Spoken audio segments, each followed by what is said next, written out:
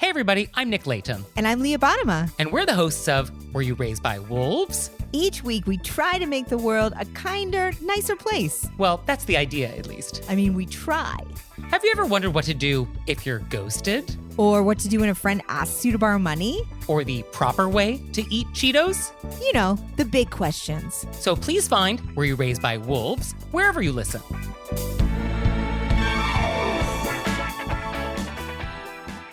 This episode is brought to you by Square. If you run a restaurant or business, Square has the tools to help you stay connected to customers, shift your business, and navigate this uniquely challenging time. Learn more at square.com/go/line.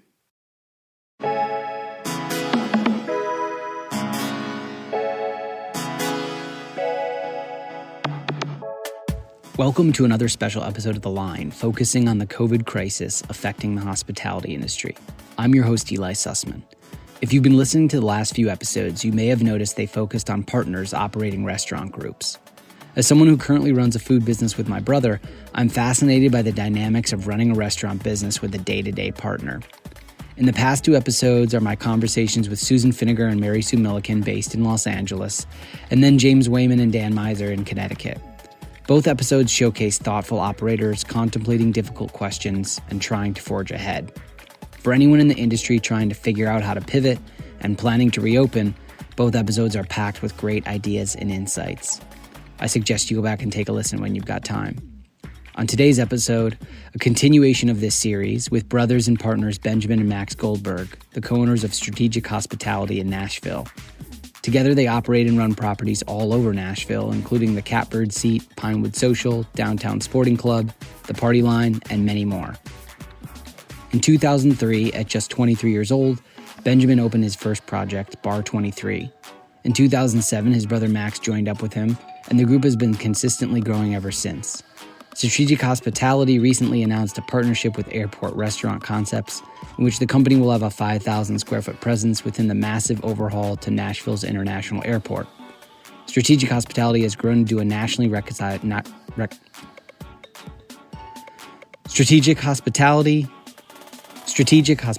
has grown into a nationally recognized hospitality group, and pre-COVID, the brothers had nearly 500 people working within the group. In addition to their extensive civic involvement and many business accolades, the Goldberg brothers have been nominated for the James Beard Foundation Awards for Outstanding Restaurateur 5 times over the last 6 years. Now on to the conversation. We own and operate 7 restaurants in Nashville, and we have essentially closed all but 2 of them. One of our restaurants is called Pinewood Social, and we are doing a little bit of takeout and a little bit of delivery. But really what we're trying to do there is we still provide family meal for our staff. So anyone that worked with us when we were forced to close can swing by and pick up at least one meal a day. So that was really important to Max and I. So we're functioning at Pinewood in essence to try and feed the staff, but also we're doing a little bit of to-go and delivery out there. And then the other thing that we have is we have partnered with Julia Sullivan, who is one of our chefs at Henrietta Red. She's a partner in the restaurant as well as the chef. And she has a catering company. And now she is basically doing full-blown meals that are getting delivered to people's houses on a 3-day or 5-day-a-week basis. And people are seeming to love it. So we're going to keep moving on that. For Benjamin and I, the focus has really been trying to check on the businesses daily, and by having operations continue out of Pinewood to help feed our staff, to continue on with some delivery components and some meal delivery services, which people certainly need, as well as to see the excitement and creativity that Julia has been able to pivot with the Party Line has been pretty tremendous. And Nashville is just one of the most supportive cities in the world. And one of the things that's been fun for us is some of our friends have reached out to actually try to make some contributions that we have the ability to deliver to some of the hospitals and first responders. And our mom actually got hit pretty hard with the virus and went to Vanderbilt, which is a hospital here, and had a tricky situation there, but luckily came out and did did really well in her recovery and continues to recover. And through some contributions from the community, as well as some efforts from Benjamin and I, we're actually able to deliver a series of meals to the COVID unit and some of the other folks at Vanderbilt. And so as we're figuring out how we can relaunch our businesses and get as many people back to work and get back to doing what we love in the hospitality space, we've continued to try to be good stewards of the community whenever there's an opportunity to do so. That's amazing. That's great. And I know that you said that you're doing family meals. So across your locations, how many people were employed by your strategic hospitality group when you were at full tilt about 2 months ago when you were fully open? How many people did you have on staff? We had just shy of 500, so it ebbed and flowed probably around 425 to 450 people in total. Um, and I think that providing the staff meals and trying to do things as best we possibly could was really important to us. And so I think that giving us the opportunity to cook food and seeing some faces every single day has been a bright spot for sure. In the first couple days when people were planning on either closing or pivoting, there was a lot of chaos about how business owners of any size were going to take care of their staff and take care of their businesses. So, can you guys talk about what it was like to navigate those first couple days, and if there are people within your organization that you were relying on, if you can talk about who were the folks that were helping you make those decisions, whether it was bookkeepers, general managers, accounting, investors. Can you just kind of speak to what that organization looked like in those couple days when things were really crazy? Yeah, Benjamin and I, really one of the things that we love most about our industry is the people that we get to work with on a daily basis. And one of the reasons that I personally wanted to get into the hospitality space was job creation, and specifically in a city that we grew up in here in Nashville. And so the first few days when we did have to make the tough decision to pivot our company and recognize what was happening in the world was one of the worst days, weeks, still is, of my career. And Benjamin and I made the decision that we wanted to make sure that we communicated with the staff in the best way we possibly could. And so between Benjamin, myself, and our management team, we did try to contact every single employee that we had to delay employment with. And our goal is, again, to get them back to work as quickly as we can. But we did make a phone call to every single person. And so, if I'm being honest, the first week of that, I found myself crying myself to sleep every night, because one of the biggest motivators for us of why we do what we do is job creation. And in a pretty clean sweep, Benjamin founded our company 17 years ago, and we partnered up 14 years ago in one clean sweep. Everything changed, and one of the things we love to do most and get to work with people was taken away from us. And in terms of the team, we really went back to our core team of folks to try to get it down to as small of a team for a few different reasons. One, just because a smaller team, you can move that much faster. And we're fortunate that a lot of our key folks that are staying on to work with us to navigate these waters have worked with us for 7, 8, 10, 15 years. And so they, I think, know the way that Benjamin and I want to operate. They see it through the same lens that we do. They share a similar moral compass. And so with this kind of key group of folks, we're able to really try with a heavy heart, obviously, but navigate these waters the best way we possibly can, with a core focus of taking care of our staff. And whether it's the staff meal or the grocery packages we tried to put together early days, or an employee fund that we raised to try to deploy capital to folks as well, we've really just been trying to navigate those waters with our core team. And it's general managers of businesses, it's beverage director, it's some of our project coordinators, some of our operations team, some of our back of house staff. It's a core group of people, and we've just realized we have to do a lot more with less right now. And it's been incredible for Benjamin and I to see some of these core folks really step up and allow us to navigate these waters. I think that the toughest part of this whole thing is the ramifications that it has on the staff as a whole.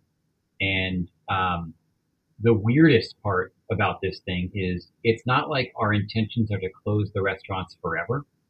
Our intentions are to get the restaurants back open as soon as it's safe to do so. And so there really is this very difficult situation that we're trying to navigate of how are we able to responsibly close, in essence, the restaurants for however long we have to, but at the same time have the people in place that allow us to build back the restaurants as soon as we possibly can, so that ultimately we can bring back as many people to come back and work with us as we possibly can. And so it ends up really being just a difficult daily conversation of trying to handle it in the best way that we possibly can. And it comes down to being really as honest as we can with everybody, with the information that we have. It oftentimes entails trying to communicate in ways that may make us uncomfortable, but ultimately we feel the right thing to do. And Max alluded to it. Like, we really wanted to call everybody and let them know what was going on. We didn't want to send them a text message or send something via a scheduling app. We really wanted the opportunity to, as many people that we could, talk to and explain to them that this is hopefully a short amount of time, and we really look forward to getting back at it so we can work together again.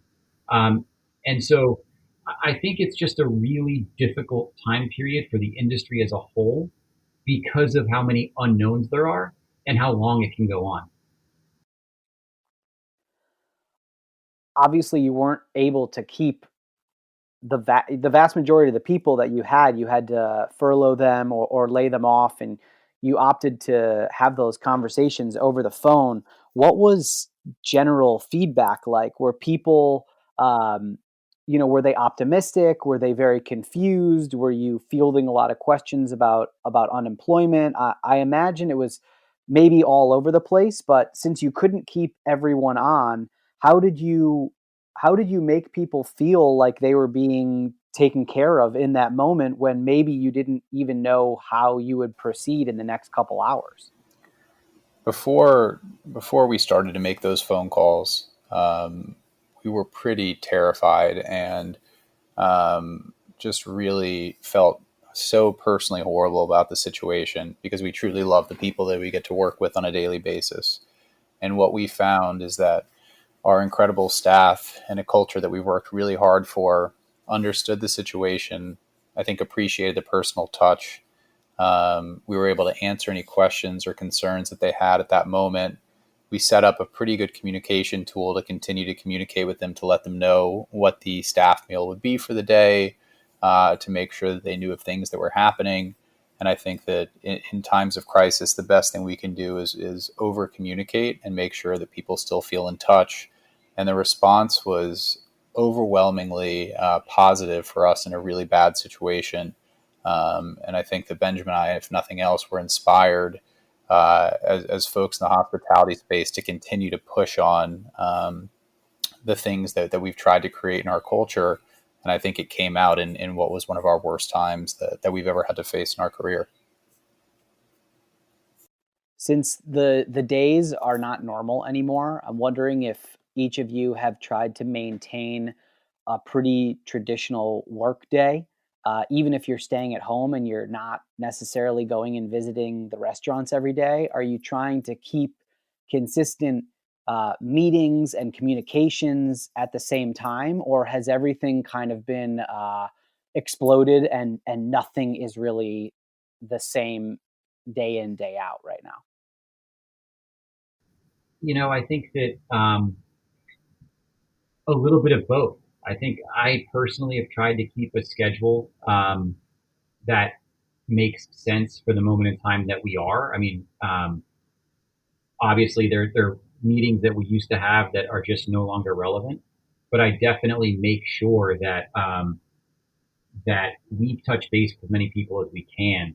I'll also tell you, I've got two little kids. I've got a kindergartner and a preschooler, and homeschooling a kindergartner is a comedy show, and my wife has been truly amazing at really the heavy lift of having to do the homeschooling with the kids and all of that stuff because she understands how crazy the restaurant world is right now and the heavy lift that we have going on. It's not like we're working any less than we ever have. In fact, I would argue that I'm probably working more hours a day right now than I ever have, trying to figure out how we can come out of this in the best possible way for everybody. And so I think that I know I'm maintaining a schedule because I'm constantly, doing work, and I'm trying to maintain as much of a schedule as we possibly can, knowing that touching base with the staff and communicating with the managers and trying to make them aware of what we're dealing with right now, only good comes from that. And being open and available is part of the transparency process. So I know Max and I have really tried to do those things. And we tried to have it where we set early on a daily huddle, if you will, with our core team. And we try to make sure that we're connecting for a couple hours a day with those folks to make sure that they have support in the initiatives they're working on. And we've had to rely on technology to help do that with us. But we have tried to maintain some normalcy in terms of working with the teams and having different project initiatives and making sure that everyone has the support and resources that they need. In terms of the normal day to day, I think that to Benjamin's point, we love what we do and we work a lot of hours in our industry as is. But with this piece, I find myself working at a lot more odd hours than I did before, where, a 3 a.m. email, 6 a.m. email, 10 a.m. email, it's a little bit of blur of the hours that we're working and what day it is, just because we're pushing so hard to make sure that we're able to get back to normalcy and get people back to work. I think that for my situation, I've got 2 French bulldogs and a cat, so no kids that I have to teach, but those French bulldogs are a handful themselves. But I really tried to make sure that during this time, taking care of mental health and physical health is a priority. Tried to make sure that I'm getting exercise every day and eating well and sleeping as many hours as I possibly can, even though it's not as many. But really trying to make sure that it's okay to know that right now things aren't okay, but doing everything you can and putting every single thing in place that you can to feel good about your workday and about your mental and physical health is something that we've tried to prioritize. And because we have the benefit of being brothers and business partners, we've tried to have that family connection where we will social distance in a smart way. And, the other night, Benjamin and his kids came over s'mores by the fire and we stayed far enough apart. But being able to see my brother, who's my best friend, brother and business partner, and his children and wife over here with my better half and our family here is something that we're lucky enough to be able to do here in Nashville. But having some of those normal moments, I think, are important at a time like this if you can have them. My brother, who is my business partner, and we've had countless conversations about what we may do when we reopen. And actually, we abandoned that line of conversation a little bit because there was so much uncertainty and things were changing so dramatically that we felt like we were just kind of throwing ideas out into the air that we weren't sure if we'd be able to implement them. So we kind of pressed pause on that conversation. We only have really one brick and mortar location. You have several. So I'm hoping that you guys can speak a little bit about how you're formulating these conversations and plans about reopening. Are you doing it in very concrete ways? Are you putting pen to paper? Are you speaking about things only in the vaguest top line sense of the term? So what are those plans if they exist, and how are you organizing your thoughts on them? Yeah, those are great questions. I think that all of the above in a lot of ways. I think that Max and I, the first couple of weeks of this, we're all about sort of wrapping our head around it, trying to do the right thing by everyone involved, winding down the restaurants that were just closing completely. And now we're in the phase of, okay, we know we want to open the restaurants back up. How do we open the restaurants back up and be as safe of a restaurant as possible? And some of that is really these moonshot ideas that how can we become the safest restaurants? Well, you throw these things at the wall and you just try and chase them down. But then it comes into really, really concrete things, right? Like what are our reactions going to be if a staff member becomes sick? How are we going to ensure that not only are the guests healthy, but the staff is healthy? How do we make sure that we treat them with respect and that they know that health is one of the things that has always been talked about, but nowhere near the level that it is right now in terms of the restaurant business. And so I think that we spend a lot of time doing both. We theorize a lot about what the possibilities are. But at the end of the day, we really need to make sure we're putting at least pen to paper and writing down a best practice process for us. And that has taken on a lot of different folds. One is just a step-by-step, how do we screen people before they come in the restaurant to ensure that everyone is safe? And then also how we ensure that the delivery drivers are safe, that all of our vendors are safe. What do we do in these scenarios? And we're writing step-by-step procedures for that. And that's a lot of work. I think we had some of them, but nowhere near the totality of what is now needed. And so we spend a lot of time really talking through the ramifications of reopening and what that means. And if we're allowed to reopen and when we're allowed to reopen, what does that mean for our timing of when we're going to reopen?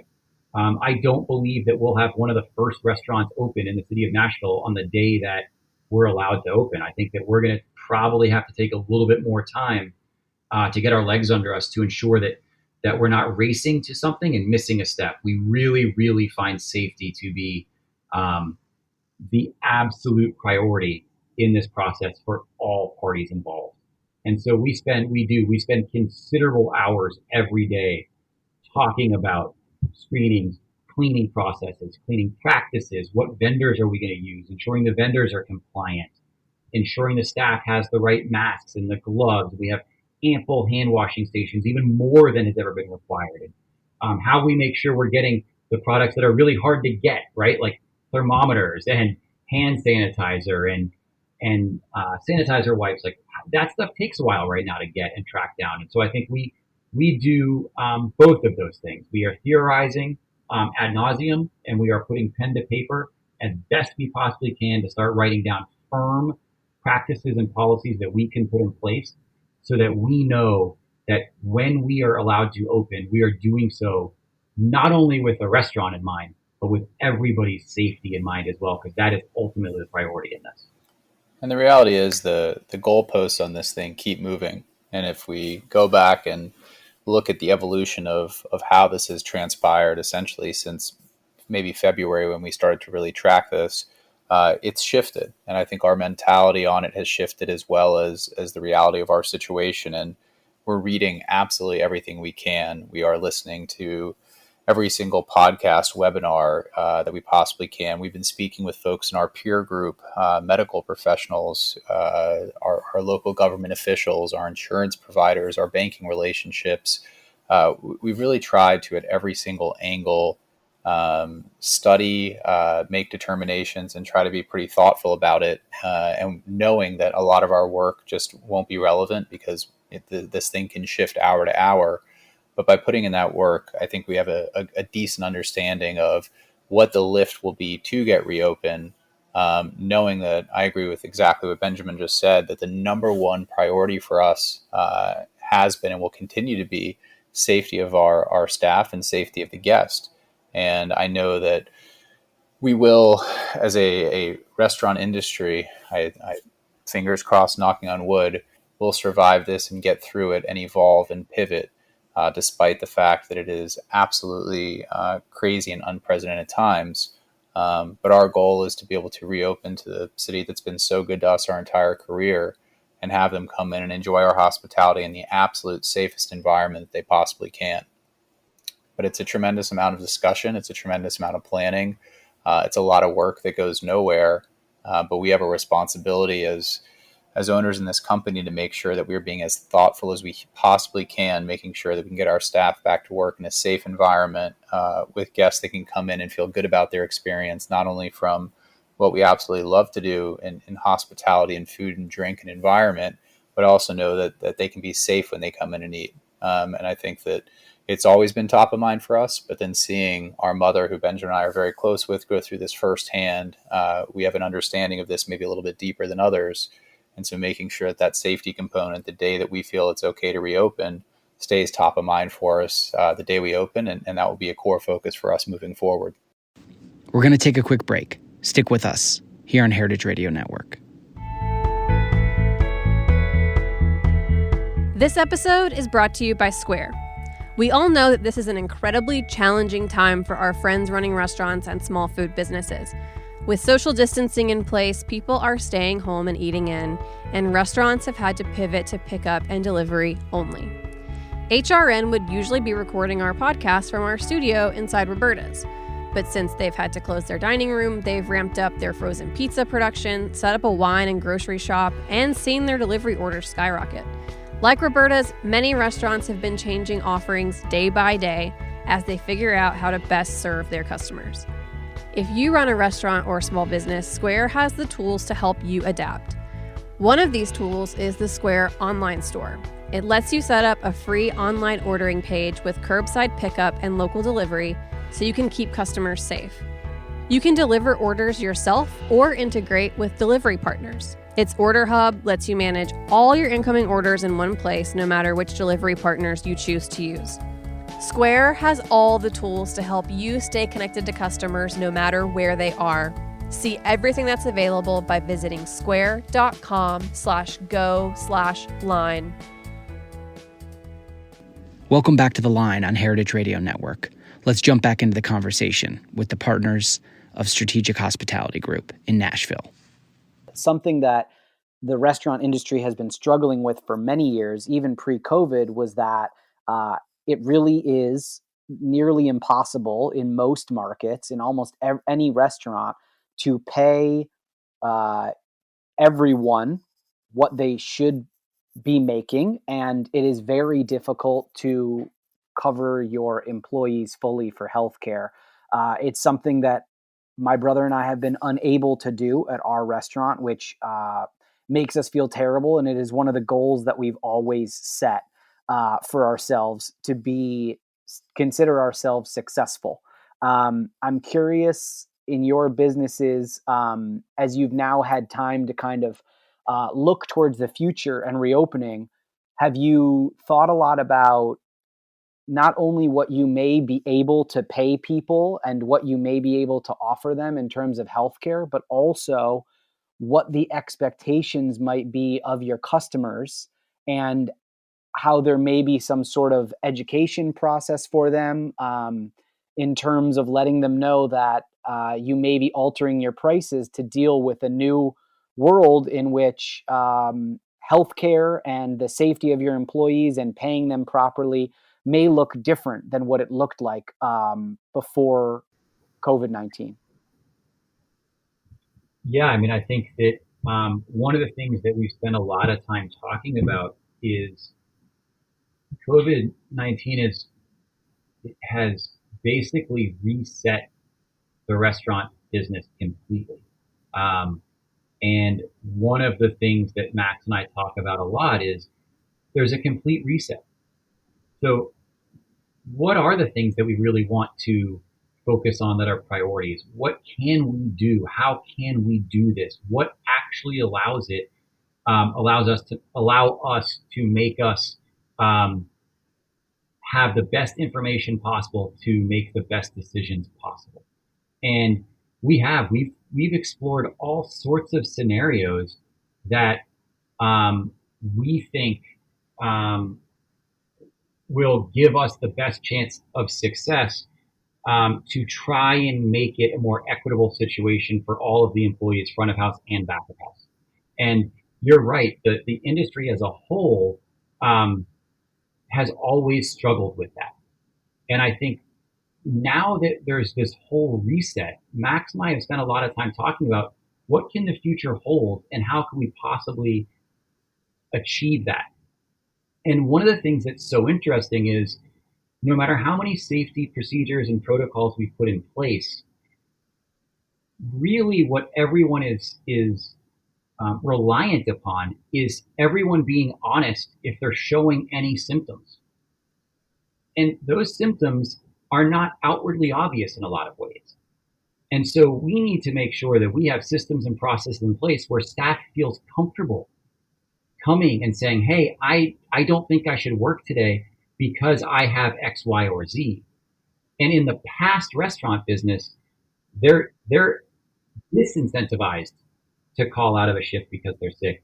Max and I have to work on finding answers to make sure that they're incentivized to be overly honest. And that is without a doubt something we're spending a lot of time talking about and trying to evaluate before we get back open. Right now, to reset a lot of practices, to do things that maybe we weren't able to do before, and improve upon systems and practices and best behaviors. And I do think that training and coaching the guests that come in on the why of it is something that we have a responsibility to do, but it's something that very top of mind we're thinking about.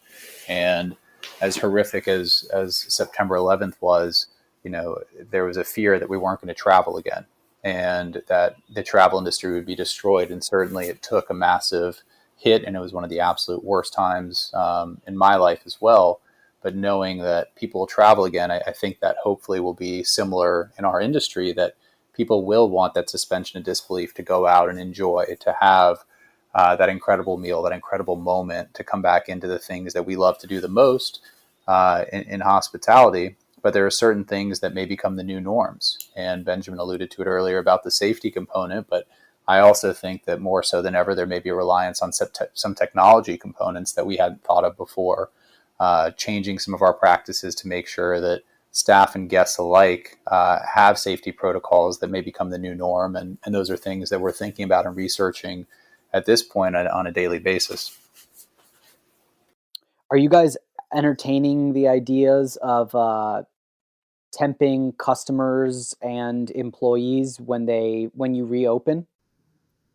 Yes, for sure. I think that is part of the processes that we're trying to nail down. And I think that that is definitely on the table for us. And it would not just be for the employees. I think our mentality is it should be for anyone in the building. And so that would include vendors and guests as well as employees.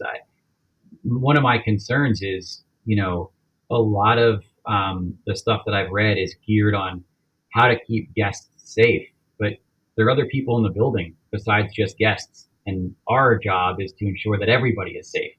And so if we have to put some stricter practices in for guests to ensure our staff is safe, we are fully on board and wanting to do that because that is the right thing to do. Our company mission statement is to positively exceed expectations in everything we do. And that applies to staff, to guests, to the community, to vendors, to whomever.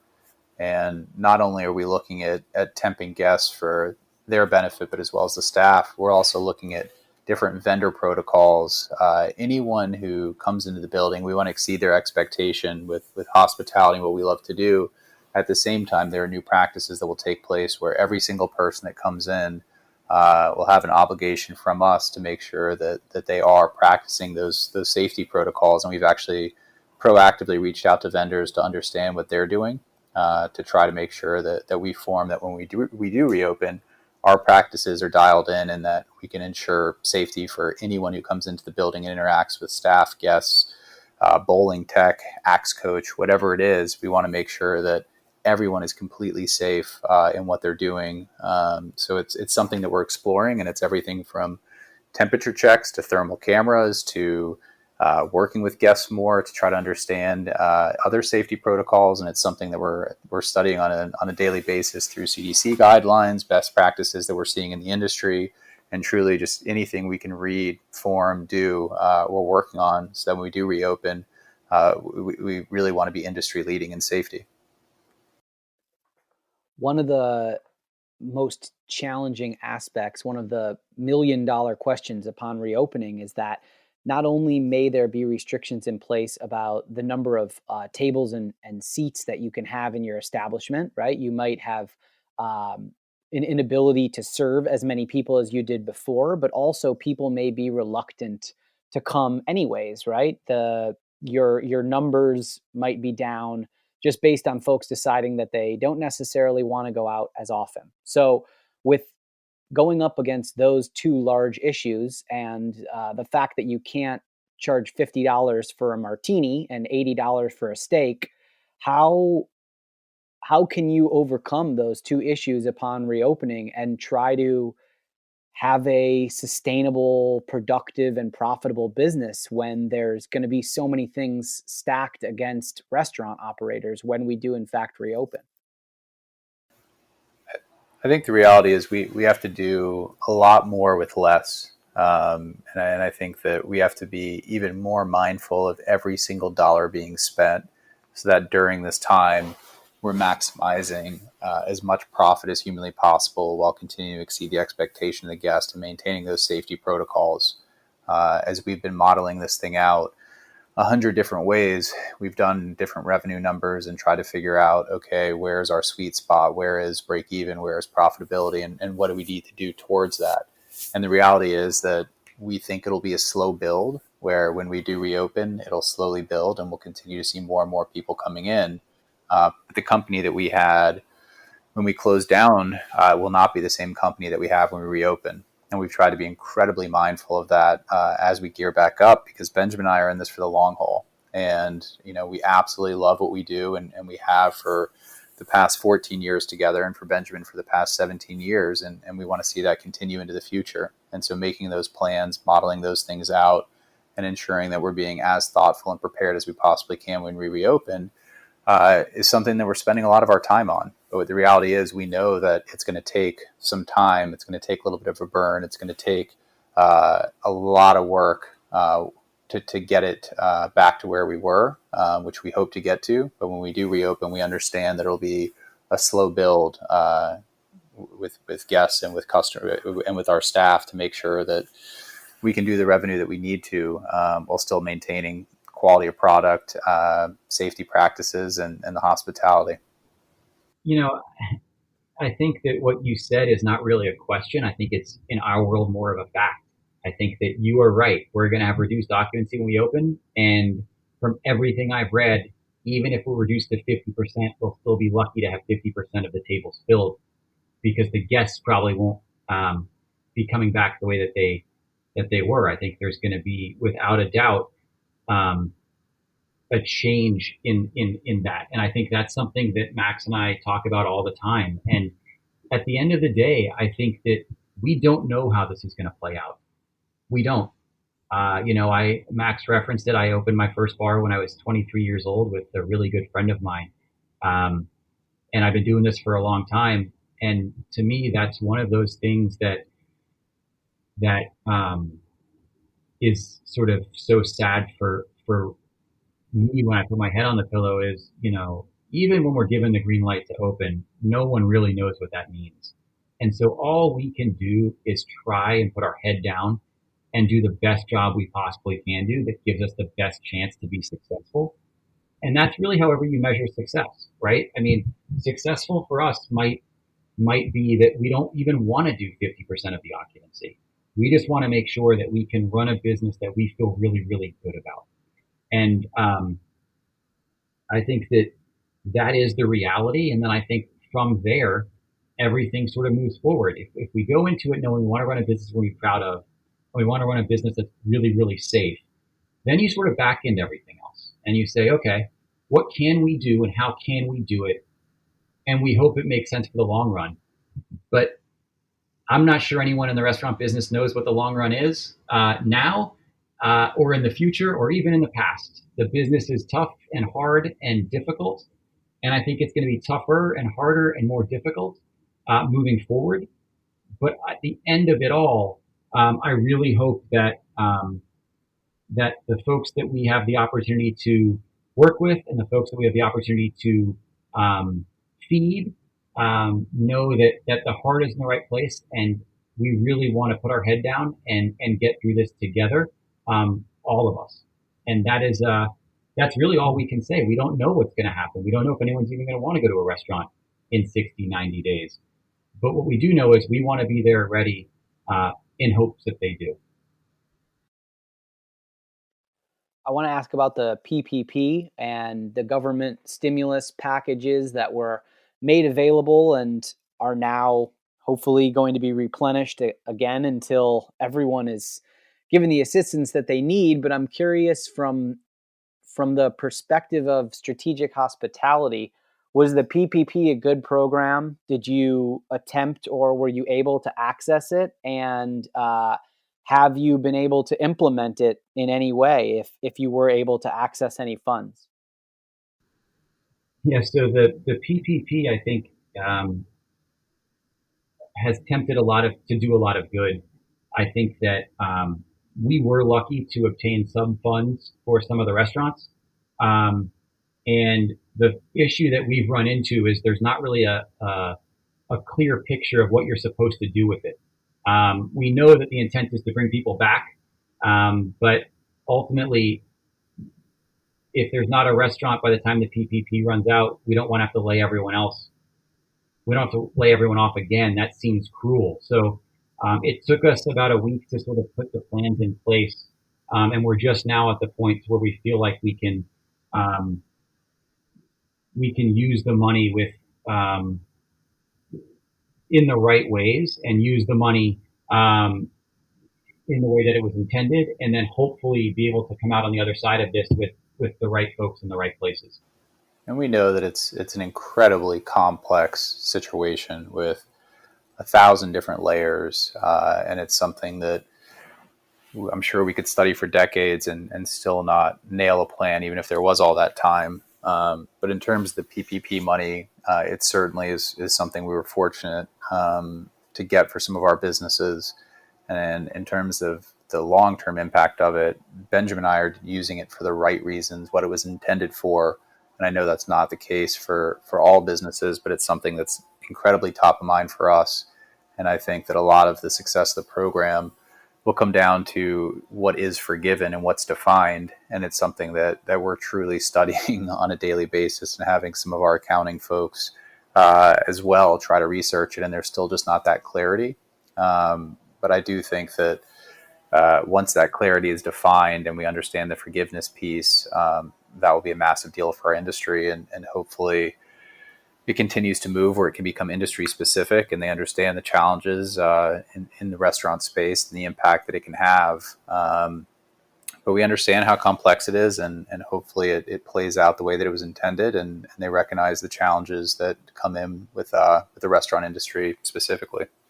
I want to ask if you think that in the future there are going to be segments of hospitality that just maybe don't work anymore. And by that, I mean, do you think that fast casual, upscale fine dining, QSR, do you think that all of them are still going to exist and look pretty similar in about 2 years from now? Or do you think that we're experiencing a seismic shift in the way that people consume food and drink, and that maybe certain things will not make it? I hope every aspect of our industry makes it and gets through this and survives. And I certainly hope it's not the case that anything gets eliminated. I think it would be ignorant on my part to say that things won't change, and things that seemed crazy 6 months ago will become the norm.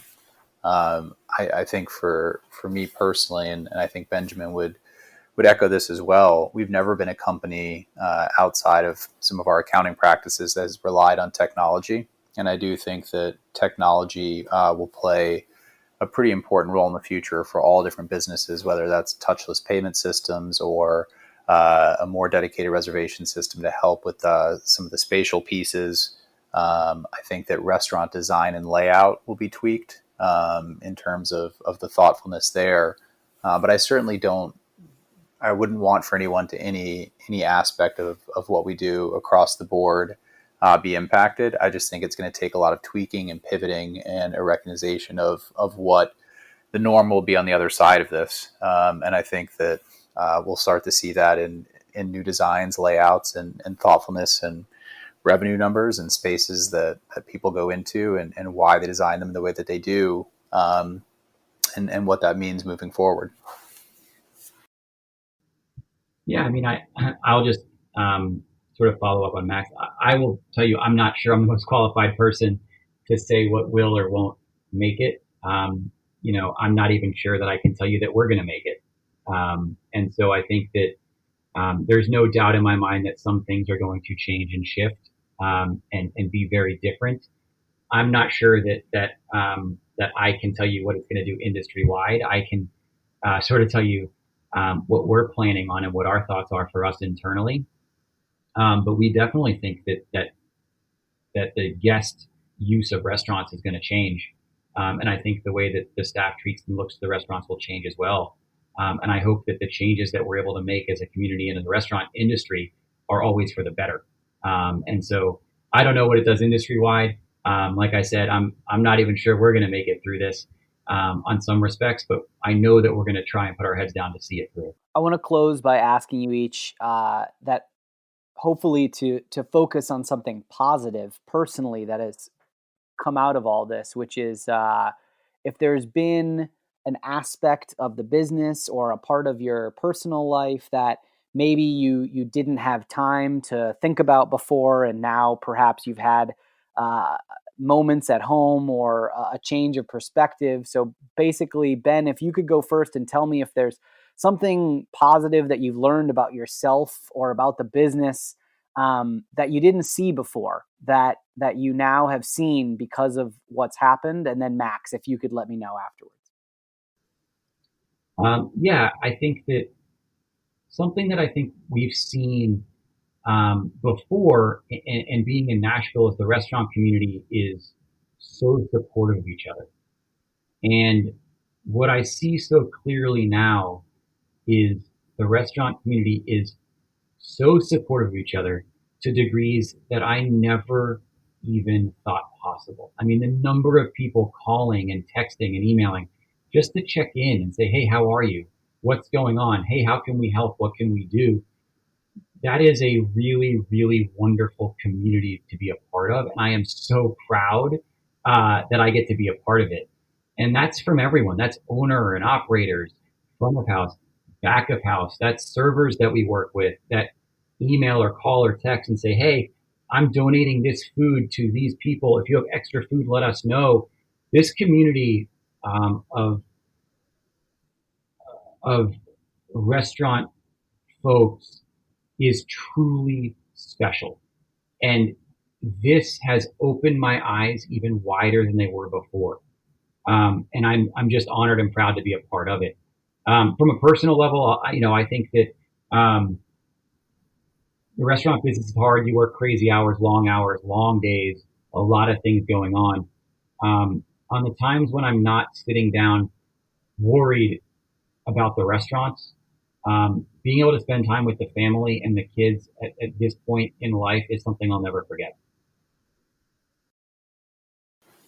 And I would agree with what Benjamin said about our industry, and the responsiveness and care has just been overwhelming and wonderful. I'd also add that it's just kind of top of mind because it's an article I read recently, but it was an opinion piece that Gene Sperling wrote in the New York Times about how Martin Luther King Jr. predicted this moment, and how the coronavirus shows us clearer than ever before that all labor has dignity. And I think that during this process, there's hopefully a resetting of the opinion of America that the folks that are out there that are doing the essential work, who maybe 6 weeks ago weren't viewed as highly as they should be, which is crazy, they now understand how important those people are. And not to get too political, but hopefully there is a resetting and a new appreciation for that labor force. And it's something that I hope is top of mind for a lot of people. It's something certainly top of mind for me. From a work perspective, I think that in times of crisis, you can either be pulled together or pushed apart. And I've never felt closer and more connected with my brother and business partner, and that's an incredible gift. And so if nothing else, it just reaffirms the fact that 14 years ago, and when I moved back to Nashville to partner up with Benjamin from New York, it's been one of the absolute best decisions in my life. and having the opportunity in our company to work on a lot of the initiatives for that reset and use this time, as destructive and horrific and personally taxing that it's been, to use it as a reset and really rise to the occasion and try to come out on the other side of this a stronger and better company is a gift that hopefully will play out. And then on a personal note, to kind of echo what Benjamin said, I've never had this much time where I can be at home around my better half, and her work takes her all over the world, and she usually travels a couple days a week. And so the fact that she's been literally grounded has been an incredible gift for us, just because we get all this time together. And there is a bit of a reprioritization about taking care of yourself, as I mentioned, from a physical and mental perspective. And it's a time that I will never forget, good, bad, or ugly. But trying to find those moments where you can just appreciate that you do have this time with the people that you love is an incredibly positive thing. So as horrible as this has been, I do think that there's light at the end of the tunnel. Hopefully it's not a train coming to hit us, but we will get through this. We will come out on the other side, and being able to enjoy this time in the moments that we can is personally really important. Benjamin and Max Goldberg of Strategic Hospitality, thank you both so much for speaking with me and sharing your insights about what is going on with your restaurant group and what's going on in Nashville, and of course what's going on in the entire hospitality industry as a whole. Thanks again, guys. Hey, thank you.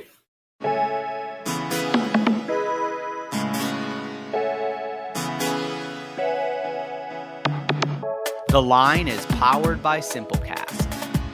Thanks for listening to Heritage Radio Network, food radio supported by you. For our freshest content, subscribe to our newsletter. Enter your email at the bottom of our website, heritageradionetwork.org. Connect with us on Instagram and Twitter at heritage_radio. You can also find us at facebook.com/Heritage Radio Network. Heritage Radio Network is a nonprofit organization driving conversations to make the world a better, fairer, more delicious place. And we couldn't do it without support from listeners just like you. Want to be a part of the food world's most innovative community? Subscribe to the shows you like, tell your friends, and please join the HRN family by becoming a member. Just click on the beating heart at the top right of our homepage. Thanks for listening.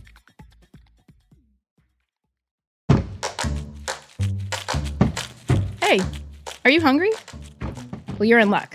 Meat and 3 is back for season 16. I'm Taylor Early, and we've got a whole new batch of reporters I am so excited to introduce you to. Hi, I'm Elizabeth Fisher. Asha McElroy. Sam Girardi. Jessica Gingrich. Hannah from Wisconsin. I'm a swing dancing audio engineer. I am a future registered dietitian nutritionist. I'm from New York, and I love rice and beans. My favorite food of all time is a shrimp burrito. I love watermelon. We've also got a bonus podcast for you called Behind the Internship. 3 of our reporters will take you along to show how they develop stories for this very show, Meat and 3. Hi, I'm Danielle Flitter, a plant-based chef from Philadelphia, living in Mexico City. I'm Sophia Hooper. I'm a bartender based in Portland, Maine. My name is Addison Austin Liu. I am a chef and food journalist from Salt Lake City, Utah, and my favorite food is Peruvian. Rice and beans. Hand-drawn noodle soup. So tune in to enjoy a square meal for your ears. And I hope you saved a little room for dessert.